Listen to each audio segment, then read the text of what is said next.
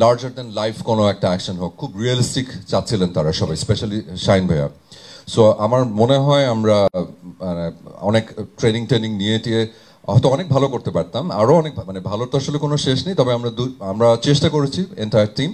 এবং যখন আপনারা সিরিজটা দেখবেন তখন হয়তো সেটার কিছু মানে গ্লিমস, হয়তো এখানে ট্রেলারও কিছুটা থাকবে। আপনারা এটার মন্তব্যটা আপনারা করবেন, আসলে আমরা কি পাস করেছি না ফেল। আপনাকে অসংখ্য ধন্যবাদ। আমরা আবার আপনাকে স্টেজে দেখে নেব। আমরা এখন আপনি please. Thank you so much. Thank you. এখন ক্যাপ্টেন অফ দ্য শিপ, যাকে ছাড়া আসলে আমরা এই গোলাম মামুন আমাদের এটা আসলে হতো না, টু বি ভেরি অনেস্ট। এবং আমরা অনেক বছর ধরেই আসলে চেষ্টা করছিলাম কিভাবে করে শাহিন ভাইয়ের সাথে, শিহাব ভাইয়ের সাথে কাজ করা যায়, কিন্তু উনি এত ব্যস্ত, সিনেমা, ওটিটি, ডিফারেন্ট প্ল্যাটফর্মের জন্য কাজ, তো ব্যস্ততা। বাট এবার আমরা গত বছর নভেম্বর ডিসেম্বরে তার সাথে যখন আমরা বসি, প্রথমত তো উনি ওনার একটা গল্প নিয়ে কাজ করতে চাচ্ছিলেন, বাট যখন আমরা গোলাম মামুনে বললাম, তখন ওনার যে স্বতঃস্ফূর্তভাবে এটাকে নেওয়া, কিছু কনসার্ন তার ছিল যে কিভাবে করে, যেহেতু একটা গল্প আরেকজন বানিয়েছে সেটাকে সে আবার কিভাবে করে আবার উনি আবার অ্যাডপ্ট করবেন। বাট গল্পটার ক্ষেত্রে আপনি দেখলেই বুঝবেন যে যে কথাগুলো অপূর্ব, সাবিলা দুজনেই বলেছে, যে ম্যাজিক যে ওয়ার্ডগুলো, সো এখানে শুধু ডিরেকশনের সাথেই জড়িত না, এটার সাথে স্ক্রিন প্লে প্লাস ডায়লগেও আসলে শিহাব ভাই, যেটা উনি সব জায়গায় সবসময় করেন। সো আমি কথা আর না বাড়াই, আমি আমাদের সেলিব্রেটেড ডিরেক্টরকে আমন্ত্রণ জানাচ্ছি, শিহাব শাহিনকে মঞ্চে আসার জন্য। সো আপনার তো আসলে শিহাব ভাই সবার সাথে আসলে অনেকবার কাজ হচ্ছে, তো এটা আসলে বলতে পারছি না যে আপনার অভিজ্ঞতা কেমন, বাট তারপরও নতুন কাজ, নতুন রকমের স্টোরি, অনেক অ্যাকশন নিয়ে আসলে আমরা বেশি কথা বলছি আসলে।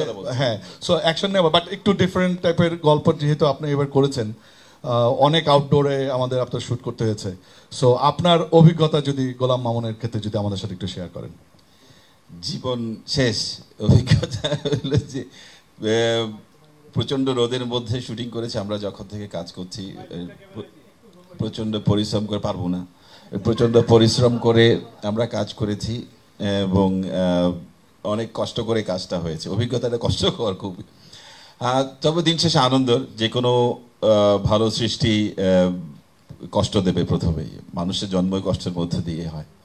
গোলাম মামুনের জন্য আমি যখন প্রস্তাব পাই হইচইয়ের কাছ থেকে, মামুন ক্যারেক্টারটা আমি বুকের মধ্যে আগুনে দেখেছিলাম গোলামকে। আমার একটা জিনিসই মোটিভেট করছিল, অপূর্ব আছে, টু ফ্র্যাঙ্কলি সেড, যে হ্যাঁ ওকে, তার সাথে আমার ওয়ার্কিং রিলেশন 20 বছরের সেই যখন থেকে নতুন শুরু করেছে তখন থেকে।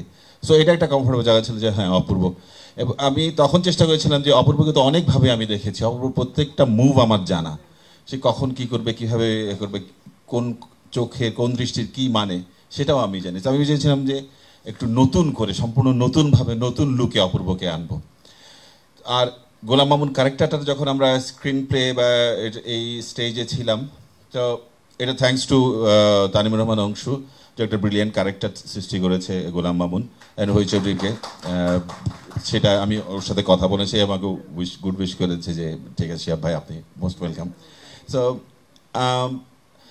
আমরা এই নতুন একজন অপূর্বকে দেখতে চেয়েছিলাম, যে দেখতেও যাতে কথা যা সে করেনি তার কমফোর্ট জোন থেকে তাকে বের করতে চাইছিলাম, যেটা সে করে এসছে এতদিন, তার কিছুই রাখতে চাইনি।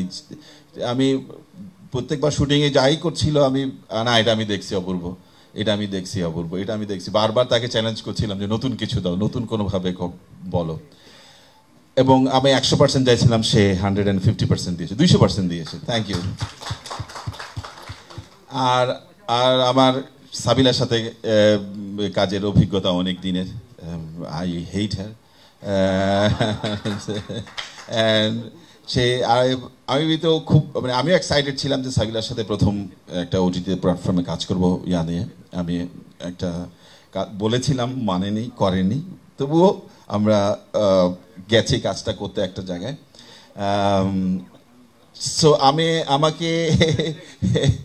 আমি তাকে চাইছিলাম যে শুকনা পাতলা মেয়ে, এত বিউটিফুল একটা মেয়ে, মানুষ বিলিভ করতে হবে তো যে একটা ডিবি অফিসার এরকম, যাতে সুন্দরী একটা নায়িকা যাতে মনে না হয়, সেই ক্যারেক্টারটা রাখার জন্য যে একটা স্ট্রং মোটিভেটেড ডিটেকটিভ অফিসার সেটা যাতে থাকে। এবং সেও 250% দিয়েছে। থ্যাংক ইউ সাবিলা।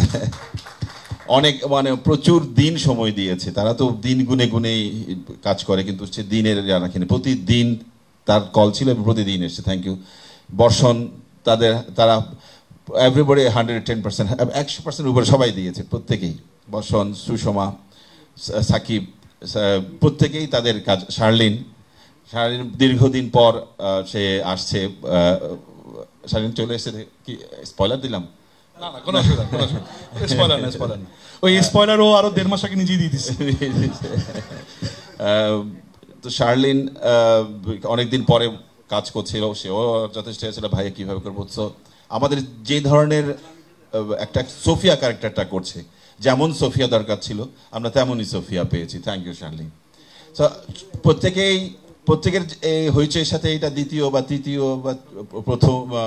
তৃতীয় কাজ বা চতুর্থ কাজ, কিন্তু এটা আমার হইচইয়ের জন্য ডেবু, আমার প্রথম কাজ। আমি চাই আমার কাজ যাতে হইচই মানুষ মনে রাখে, হইচই দর্শক মনে রাখে। আমি আমার প্রত্যেক প্রজেক্টেই চাই আমি নিজে এঙ্গেজড হওয়ার চেষ্টা করি আগে, তারপর আমার বিশ্বাস থাকে যে দর্শক এঙ্গেজড হবে। তো আমি চাই যে বাংলাদেশ এবং ভারতের এবং সারা বিশ্বব্যাপী দর্শকরা গোলাম মামুনের সাথে এঙ্গেজ হবে। দোয়া করবেন আমার জন্য। ধন্যবাদ। Thank you, thank you, thank you Shoaib ভাই।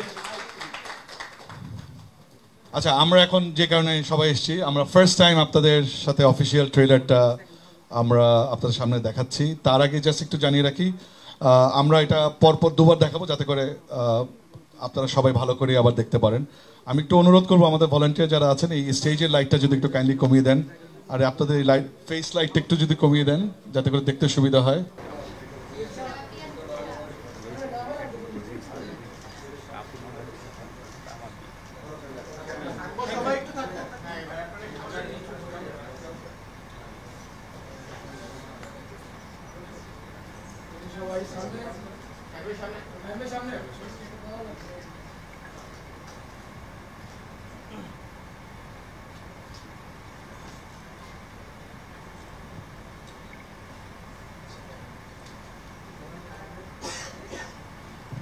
আপনাদের সবার জ্ঞাতার্থে একটু জানিয়ে রাখি, আমাদের আপনাদের জন্য বৈকালিক খাবারের ব্যবস্থা করা আছে। প্লিজ কাইন্ডলি আপনারা যাওয়ার সময় এখানে একটু হয়ে যাবেন।